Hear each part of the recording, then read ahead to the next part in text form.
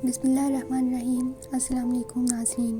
احساس کفالت پروگرام امداد کی تقسیم میں فراڈ کا انکشاف ہوا ہے۔ ترجمان پولیس کے مطابق احساس کفالت پروگرام سینٹر میں امدادی رقم کی تقسیم کے دوران مستحق افراد میں دستخط انگوٹھے لگا کر رقم نہ دینے کا واقعہ سامنے آیا ہے، جس پر 4 افراد کو گرفتار کر لیا گیا ہے۔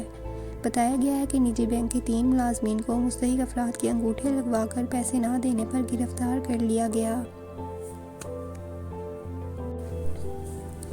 جبکہ 29 خواتین کے شناختی کارڈ بھی برآمد کیے گئے، جبکہ بہاولپور میں احساس امداد پروگرام کے تحت ملنے والے 12,000 روپے میں سے 500 کٹوتی کر کے 11,500 دینے پر ایک شخص کو گرفتار کیا گیا ہے۔ دوسری جانب کراچی سمیت پوری سندھ میں امداد کی رقم سے 500 روپے کٹوتی کرنے پر 10 ملازموں کو گرفتار کر لیا گیا ہے۔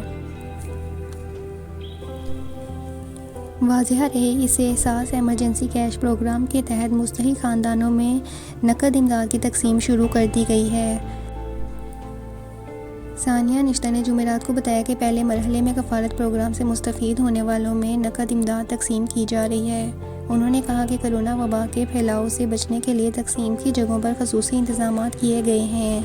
کرونا وائرس کی وجہ سے مالی مشکلات کا شکار مستحق خاندانوں کو احساس ایمرجنسی کیش پروگرام کے تحت 12,000 روپے فی کس دیے جائیں گے۔